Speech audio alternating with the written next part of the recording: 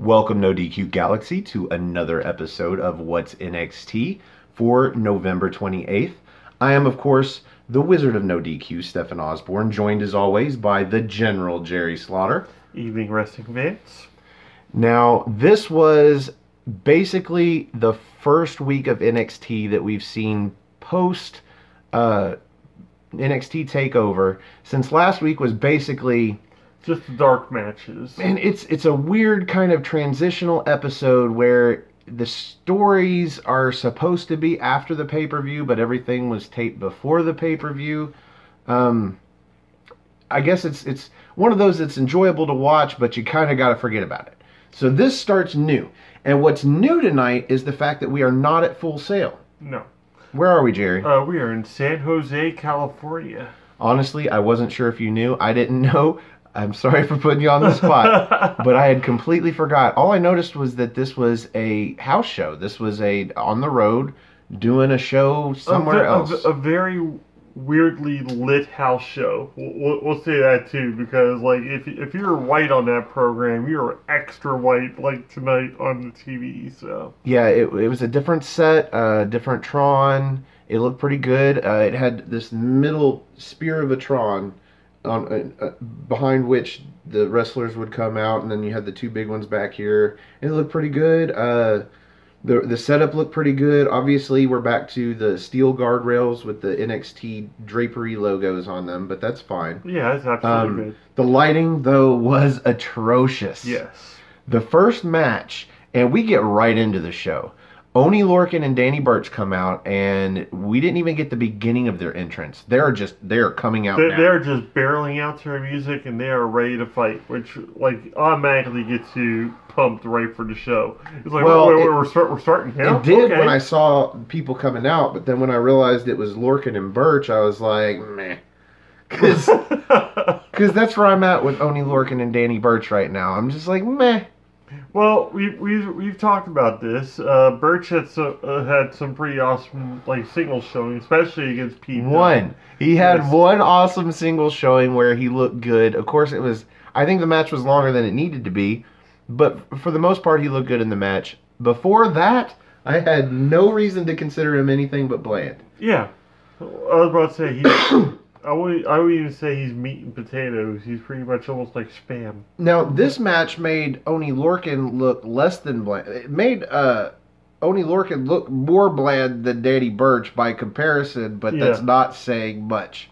There was a point in there where Danny Burch looked like he was on fire-ish. Like he looked really ready to go. He was putting a lot of speed into his moves and shit. They're putting a lot of stock in the Danny Burch at this point. Both of the brands, but the regular NXT and NXT UK. But the main focus for me of this match was the Mighty. The Mighty They look good. Yes. They didn't look great, but they look like they are being... They're being pushed pushed up to the next level at this point because their feud with the Street Profits, though it was awesome. Well, they lost that last match. Yeah. They lost this match, so I wouldn't use the word push. But when it comes to being a team together, they look like they're just gelling better. Well, I don't know how long they've been a team, but it seems like the last couple of weeks they've just looked better as a tandem when it comes to doing moves together with strategy that is purely tag team strategy. I'm going to go back to your theory on them losing on both these matches. Sometimes the greatest push a team like theirs can get is them losing, which we saw evident at the end of this match. Because they could throw their little temper tantrum and like come off as better heels. Is that the thing? I don't know if their attack on Orkin and Burch made them look better or made Orkin and Burch look worse. Yeah. I think it made Burch and Orkin look weak, and the Mighty just got defeated when they had several instances in this match where it looked like they were going to win. Yeah, that was the part that really threw me. I thought there was going to be an upset going on here because there's a couple near falls and a couple of those tag team maneuvers or just a way of blocking off your opponent that I was like, oh, holy shit, the Mighty's about to win here. So, but that just wasn't the case, and even then, the finish with was it The Birch got the spear. Yeah, And the Mighty had Lorcan up, and it looked like they were going to do some sort of tag team finisher. yeah, Basically, they both had him up like they were, like he suspended in the front part of a backdrop, yeah. a big back body drop by both of them. Mm-hmm. And Birch comes in with a spear, spears one of them out of the way, and then when Lorcan falls, he rolls up the other guy into a fruit roll up pinfall Yeah. for the victory. Um, yeah. There was a couple of spots in this match that were entertaining, but overall, I didn't really see any story in this match at all. It was okay. This Okay is match. this is just to get both teams a little more TV time and a little more gelling time. But I think, like you said, the Mighty I think have been together longer. They look like they're actually tag team specialists. Like if you put them in separate matches or anything, I doubt they'd be able to thrive. I think the only reason they had this match was to give Lorcan and Birch the win. Yeah. Not even to make them look good, just to give them the win. Because they only looked good for that brief period where Birch, like, had his, I don't know, it was like he ran over a speed boost. Yeah. You know, in a video game, and he was in another gear for about 90 seconds, and then it was just back to bland old Birch and Lorcan. I think the Mighty should have won this match, but that's just me. Because they look good, they look like they deserve this match. I could actually, but this is not the first time I'm going to say that in this episode. I was about to say I could see a rematch going on between the two. If anything, as a matter of respect, or Birch and Lorcan actually demanding respect out of the Mighty, and the Mighty just not giving it to them. Well, I think they need to worry about respect out of the audience. Yeah.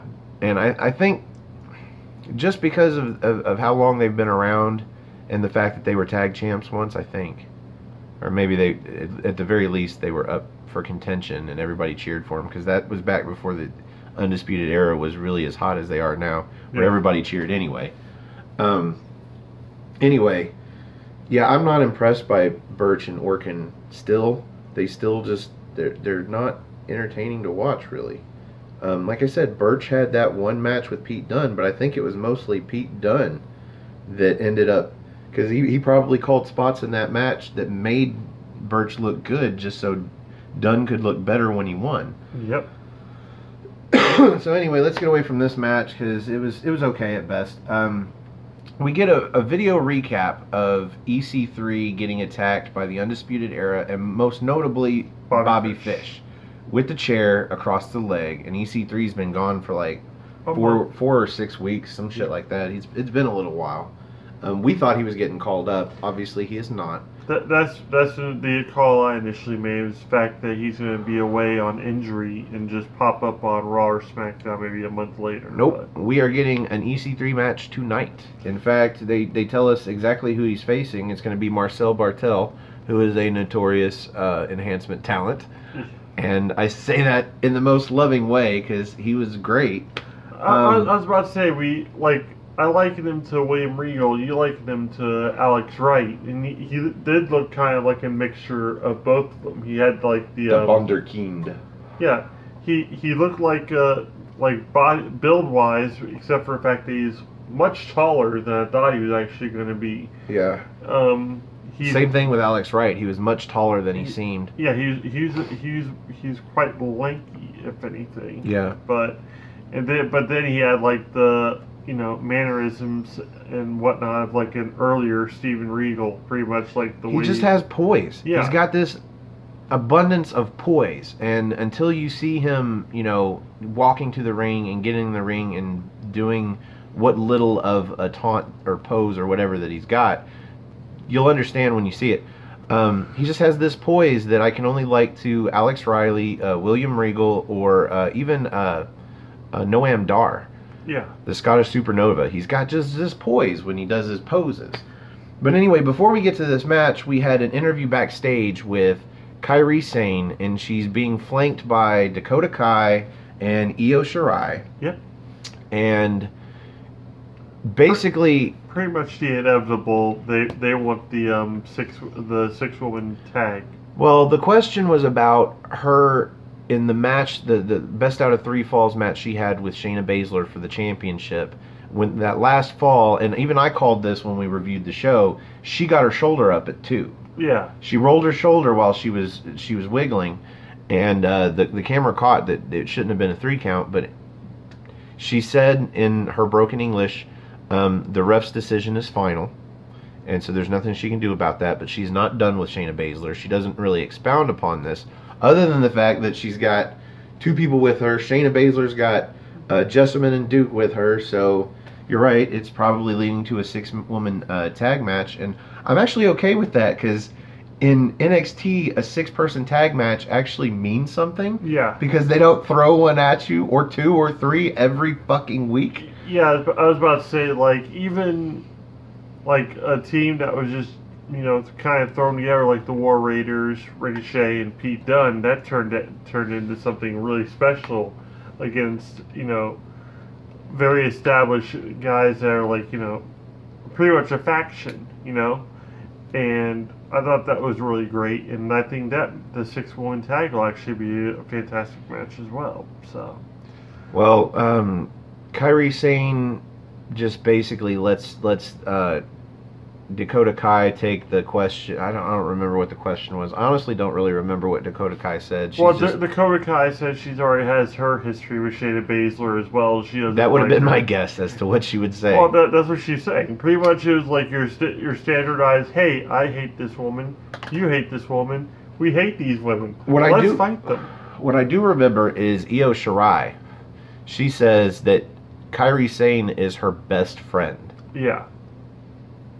I guess this is where it's written into the story. Okay, they are best friends because they are both Japanese, and they are the only 2 Japanese female wrestlers in NXT. So, damn it, they're best friends. They've known each other for years. They were born down the street from each other. I don't know.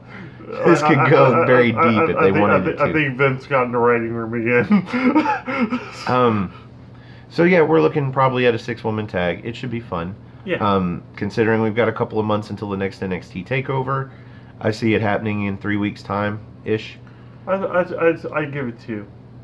But next we have the aforementioned match, EC3 making his return from injury, and he is facing Marcel Bartel. Yeah. Who what? Oh, I wanted to make sure of the botch, but he's from Hamburg, Germany. Yes. So he is a hamburger. Just thought I'd throw that out there because it was funny to me. So this match was pretty good.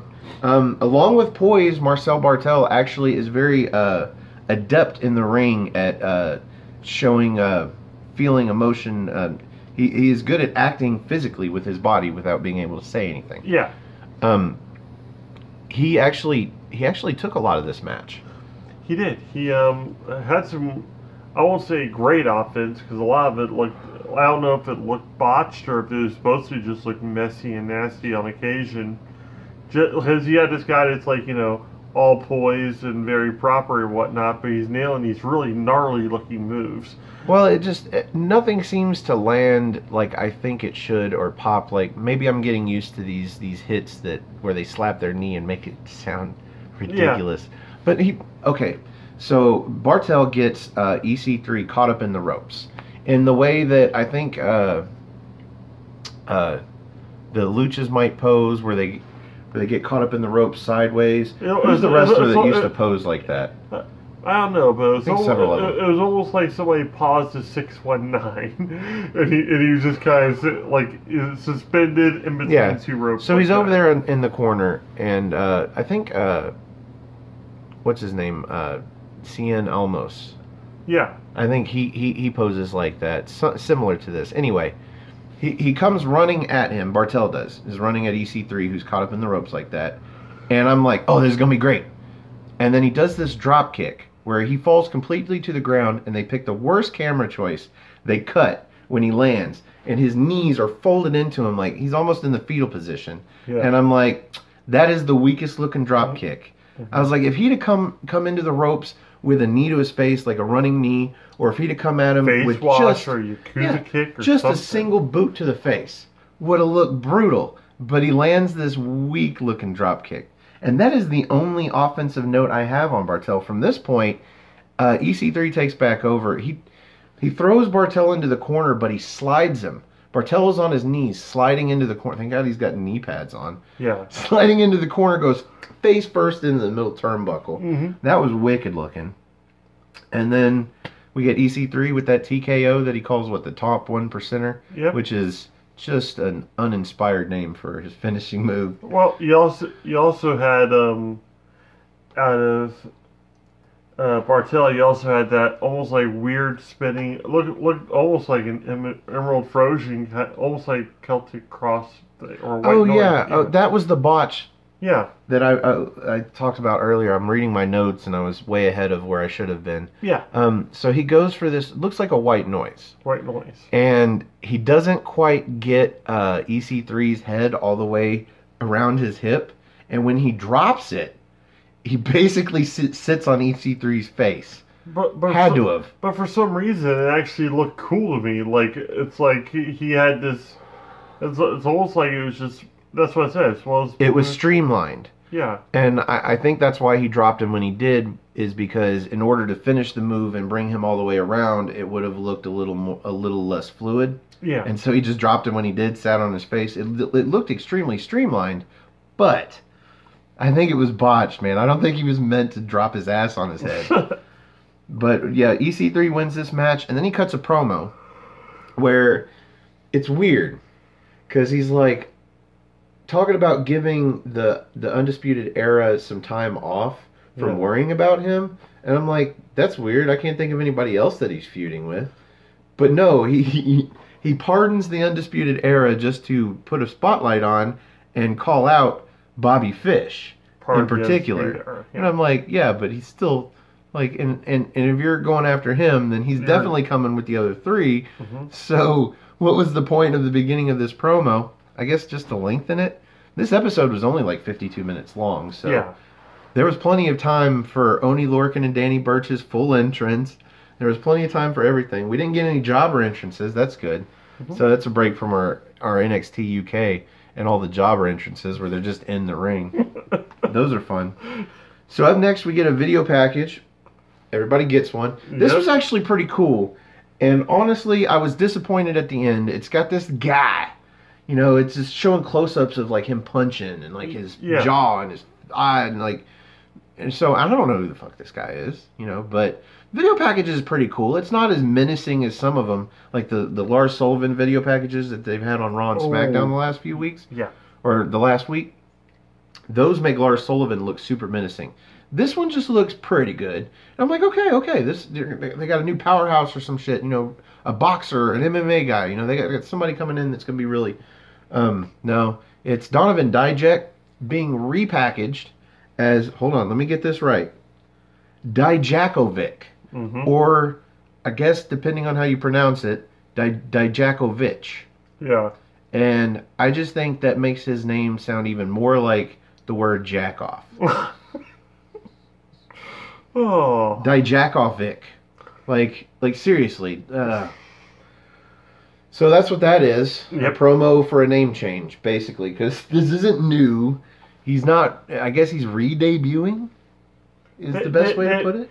They've been doing a lot of relaunches and stuff like that, but also like the WWE, and I guess now NXT is going to be notorious for that. So I guess this is fine. I was just annoyed because I was hoping for somebody new, but that's all right, whatever. So up next we have an attempted interview. We're outside of Full Sail, I'm assuming, and it's kind of like a paparazzi TMZ style. She's getting out of her car, going in. Candice LeRae, going in, looking very dejected, kind of ignoring everything, just going straight for the door. They want to ask her if the new side of Candice LeRae that we saw last week during her match with Nikki Cross was like, you know, because of what her and her husband have been going through, and she's just ignoring them. One of them even asked her if she's okay. Are you okay? Just ignores them. So that's heel moves to me. Yeah. I think. But that's all we get of that. You haven't talked in a minute. What did you think of this attempted interview? I'm just sitting here going through the list of what happened on the show. Well, that's pretty much the whole idea of a review program. But yeah, with her, there's really no telling because she only had that one day where she had like the dark hair and the eyeliner and whatnot. Yeah, I think they thought that was a little too forward about the heel turn. I think that like the way they eased into it in the Nikki Cross match, how she started off, still a little bubbly and everything, but by the middle of that match, you really started seeing more of a darker side come out of Candice LeRae. I think that was handled a lot more beautifully than when she got confronted by Aleister Black, a couple weeks prior. Well, there's definitely mixed signals here because I saw a tweet from Candice LeRae. That outfit that she wore last week, or basically for the dark match at the pay-per-view, was a design that I think she said her niece drew for her, and she had it turned into ring gear. That's pretty cool. So that she could go out and lose to Nikki Cross, wearing her niece's ring gear. Woo! Saved it for a real special occasion there, Candice. I guess she figured after this point she wouldn't be able to wear something so babyface. Yeah, so maybe get it in now. Yeah, that could very well be the case. It was just one of these things where it was just something to wear. So next we actually have a match: Vanessa Bourne versus Mia Yim, and called this guy out earlier. I said Mia Kim. Yep, it's not just me. I mean, her finishing move is Eat Defeat. Yeah. And she calls it Eat Defeat. I mean, why not? It is, the move Gail Kim did. So, Mia Yim, who looked amazingly underwhelming in this match. Yeah.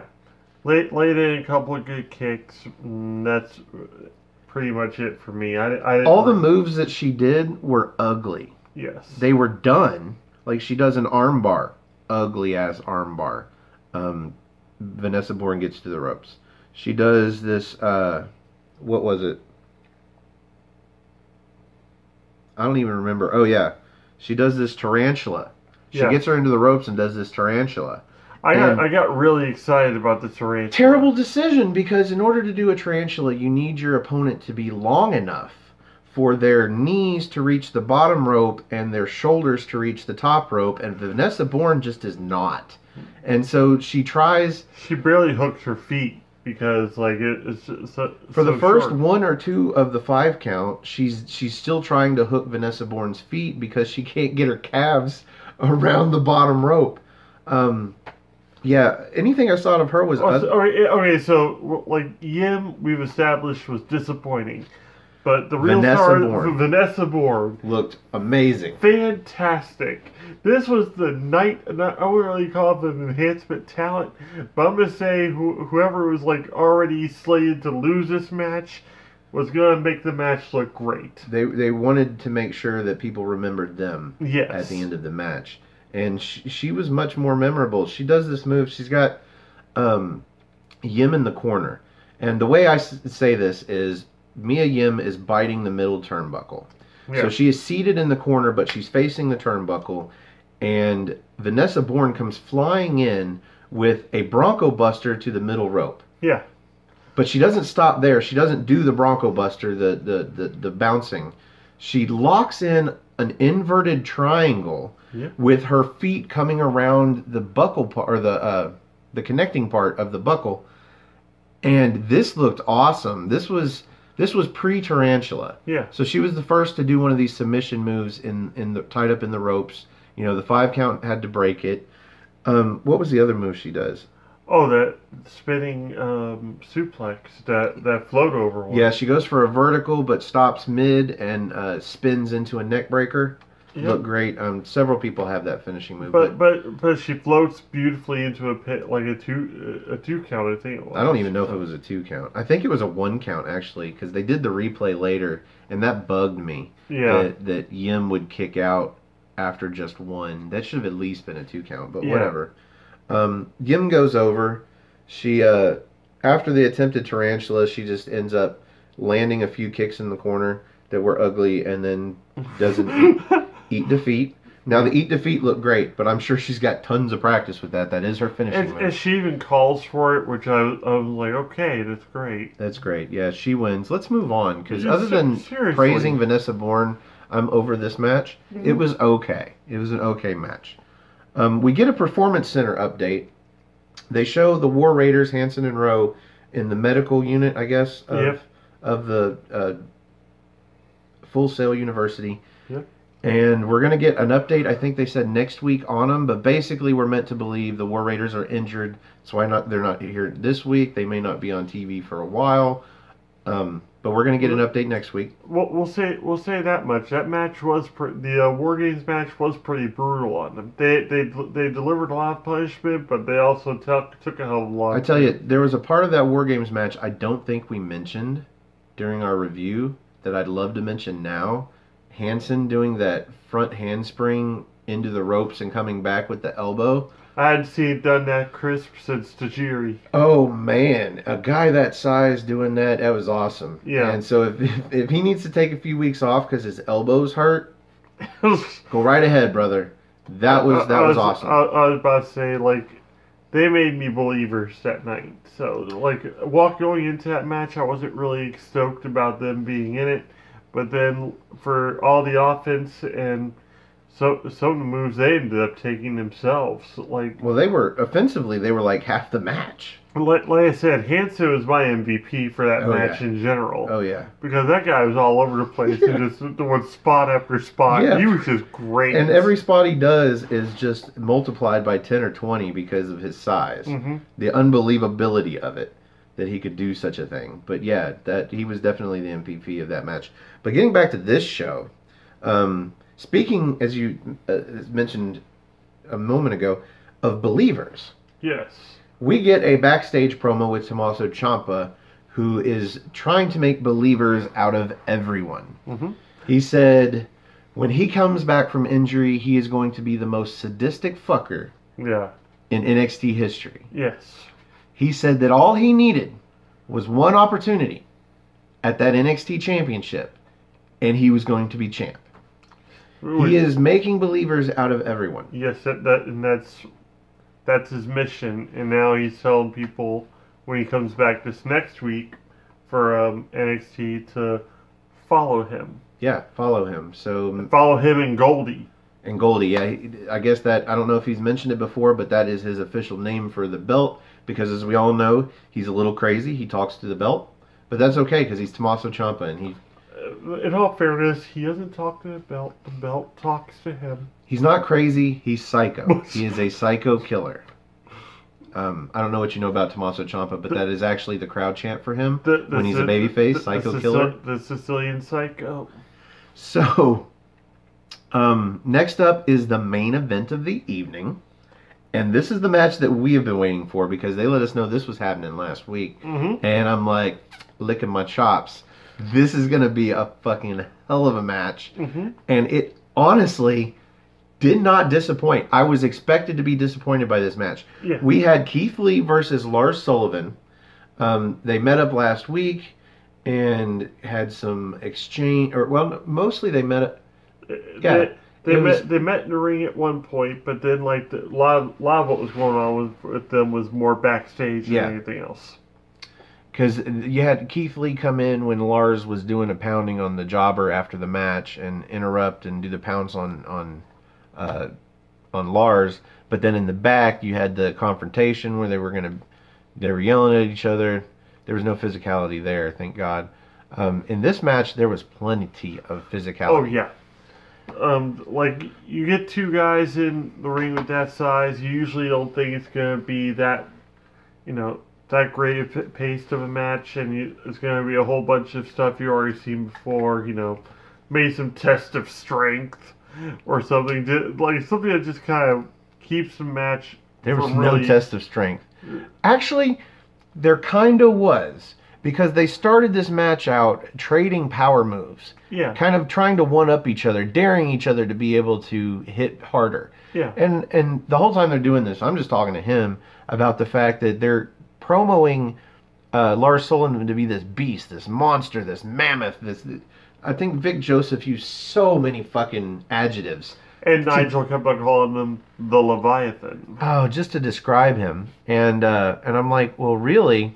And finally, I think Nigel says everything you just said. Normally, you couldn't say about his opponents, but definitely you can say about Keith Lee. Keith Lee, I thought he had him by height, but I think they're actually about the same height. He's definitely got him on weight, size. Lars might have the speed, and he actually, despite being smaller, have the strength advantage. Mm-hmm. Because while they were trying to trade off, eventually Lars just picks up Keith Lee and runs him into the corner. Yes. And from this point, Lars starts taking this match. Oh yeah, and then for we had a reversal a little while later with the crossbody of Keith Lee, which is always so quick. He always nails that crossbody so quick.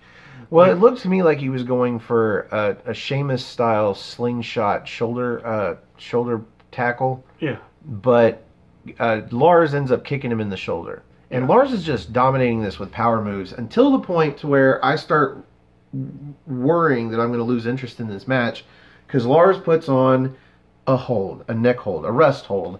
And I'm like, these guys don't need a rest hold, because other than a little bit of speed by Keith Lee, this match has been very low paced. Yeah. And they can breathe just fine because they're lumbering around.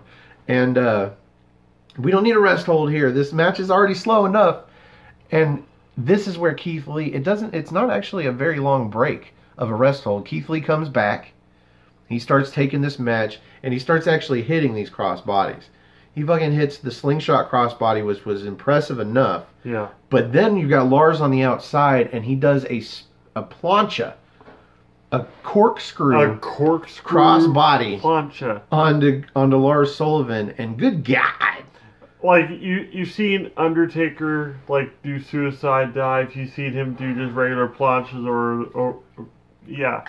Keith did a corkscrew plancha. This guy's got to be 330, 350 pounds easy. Nigel called it a corkscrew senton, which was wrong, but it also made us think that'd be a sweet-ass move to see. But yeah, as soon as I heard the words corkscrew senton, I'm like, it would be... I don't think they do a lot of corkscrew moves off the top rope, because once you press off, there's no controlling where you land, what angle you land at. So, like, you wouldn't want to do that into a leg drop.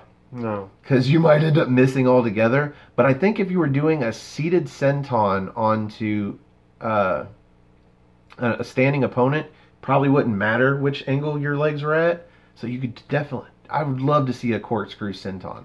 Yeah. So anyway.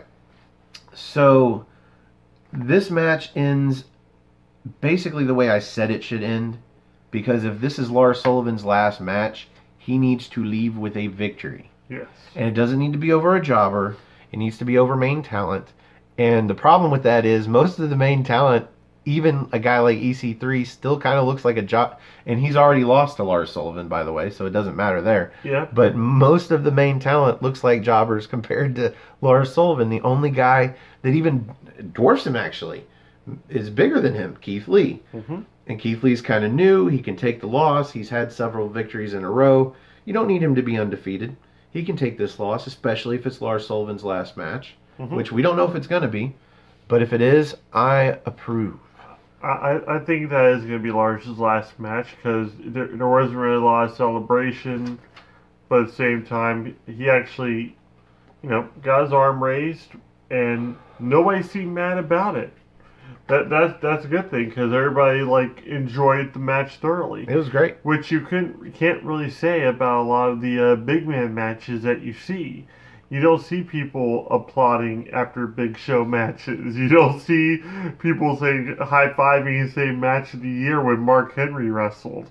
With these two right here, both are main event caliber talents, I think, and both put on an extremely good big man match. It was very, very throwbackish to the days where the Giants kind of ruled the ring, but also had the move sets and whatnot, and the charisma to really back the stuff up. Yeah, and that's what really sold me on the match, was the fact that it didn't really tell a story. Well, but I didn't notice any long story from beginning to end of this match or anything like that. No. But I did notice little subplots, little small stories that they told. Like at the beginning, where basically Lars is trying to treat Keith Lee as if he's just anybody, any size, whatever. He's not a guy that's actually bigger than Lars Sullivan. Yeah. And then quickly realizes that is bigger, but then soon after realizes that doesn't matter. He's Lars Sullivan, and he lifts this sumbitch up, and he does that move. It's like John Cena's suplex that he does in the middle of the five. He just chucks him forward, and he chucks Keith Lee to the mat. And I look at him, and I'm like, how often in Keith Lee's career does he actually have to take a bump like that? Probably. Motherfuckers can't lift that ass. No. God damn. Oh man, this match was awesome. Yeah. Just the little stories. Just the fact that Keith Lee probably lost because he was probably a little too not arrogant necessarily, but cocky for sure. Like he thought he was going to go in this and win this match, and the end of this match saw him, and it told the story at the end. He goes for this moonsault off the second rope. Yep. And misses, and immediately Lars Sullivan picks him up into the freak accident and wins. I noticed with the freak accident too, Lars actually held him up for a little bit there too. Oh man, he suspended him. That is air. a strong motherfucker. Yes. Jesus. So Lars Sullivan looks great, and I don't think this took anything away from Keith Lee, even in defeat. Keith Lee looked great. He looked like he was going for probably not the finish of the match, but he was going for a moonsault and missed. Yeah. And shit happens. He gets picked up into a freak accident, loses the match because nobody has kicked out of a freak accident, I don't think, yet. I'm sure that'll change once he gets to the main roster. Maybe give it 6 to 8 months after he gets to the main roster, somebody will end up kicking out of a freak accident at a pay-per-view or some shit. I think it was also the fact that, like, Keith kind of saved all those high-flying moves for the end, just kind of throw Lars off his game as well. You don't expect those kind of moves out of a guy that's 300 pounds. You know, you don't expect to see him corkscrewing out of the ring to you. You don't expect to see him going up to the top, like going up to the second or top rope even, and going for a moonsault. It just is not commonplace. Okay, there's this thing called gravity, and I'm thinking Lars taking that into account and thinking, okay, this guy's about my size, if not bigger. He's not gonna pull this shit. Well, he did. He almost nailed it, and he did an awesome job doing it. So they both look good. Lars looked great. The match was great. I enjoyed it. But we are now at the end of the main event, and that means we are down to the rating system of the General's 5 stars. So out of 5 stars, Mr. Slaughter, what do you rate this main event? I definitely give it a 4. I'm not gonna say it was like, you know, I'm not gonna say it was match of the year caliber. No. Not by any means. These guys were two very large gentlemen, but they put on an excellent match. Possibly Lars' last one in NXT, which he went out with a superb opponent. Superb. And if anything, Keith Lee did not lose this match in any way, shape, or form. Well, I mean, technically. Well, he lost that whole 3 count thing, but we don't really count that. In the books, yeah, he will have lost. In the record, but in our memories, we'll remember the match, but we won't care that Lars Sullivan won. We won't matter. We're going to remember that fucking over-the-top rope plancha to the outside, that fucking corkscrew crossbody. God damn. So, I'm going to agree with you. This main event did not come off of a great show. It came off of an okay show, and if anything, I think it kind of saved it because if that match like sucked, we probably wouldn't be, you know, we'd probably be a little more dismal for this review. Yeah, that got us really hyped back up because, like, granted, Vanessa Bourne did some great work. We had. But she lost. Yeah, and she lost. The Mighty looked great, but they lost. They lost. So it felt like all these great talents. Marcel Bartel looks suave as fuck, and he lost. Everybody that we wish would have won, we had already underlined that, you know, we're gonna lose. Yeah, we knew from the beginning they were the enhancement talent. But maybe not so much with the opening match, the tag team match, but definitely with Bartel and with Bourne. Yeah. So, I go with 4. This was a great match, but it was not amazing. It wasn't a 5-star match or anything like that, and it didn't come off of a rousing show or anything. Just the physicality. But it was a great alone. match. I give it 4 stars, easy. So, we want to thank you for joining us. Join us tomorrow, please, for our NXT party. That's where we review NXT UK. Yep. And we already checked it. Again, there's 2 episodes. So, new format. Boss Man doesn't like to have to upload 2 videos every week, and I can respect that. So we are going to do 2 separate episodes, and we're just going to put them together. So when you see that it's like an hour and 15, hour and a half long, just know that cut that in half, and that's where the first episode ends, and then you can come back and watch the second episode later if you'd like to. But yeah, join us tomorrow for NXT party.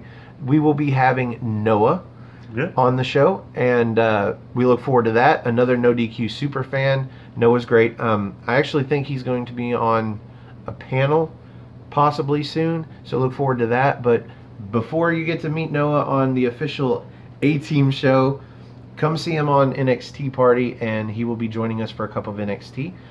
If you would like to be on NXT party, we toggled with the idea of extending the 3-person show and having guests on this show, but unless we get a whole lot of people wanting to be on the show and we can't do enough people on one show a week, we're just going to leave this show as just the 2 of us. But if you'd like to join us on NXT UK, you can find me on Twitter. Go to nodq.com/Stefan. That's STEFAN. And you can also just find me on Twitter. Go to at Stefan R. Osborne, OSBORNE. And hit up my DMs. Let me know if you want to be on the show. We will find out a schedule that works for everybody. You can find this man on Twitter now, too. No DQ General. And also I have a group on Facebook called Armbar. All caps? All caps. ARMBAR. Exclamation point. And I almost forgot to help spell Armbar. Wow, that's impressive. I think somebody that messaged me was trying to find Armbar, and apparently there are now duplicates of all caps, ARMBAR, exclamation point even. And my advice is best of luck to you. Maybe join all of them. Find the one that me and Jerry are on, because this guy posts regularly, at least once a day. So you can find him and then delete the others or keep the others if you want to or whatever. But yeah, ARMBAR, exclamation point. On that note, I am the Wizard of No DQ, Stefan Osborne. As always, joined by Jerry the General Slaughter. And thank you guys for joining us for What's NXT. We will see you tomorrow, hopefully, and we will see you next week. We'll see you NXT time. I screwed that up. Let me try that again. We'll see you NXT time.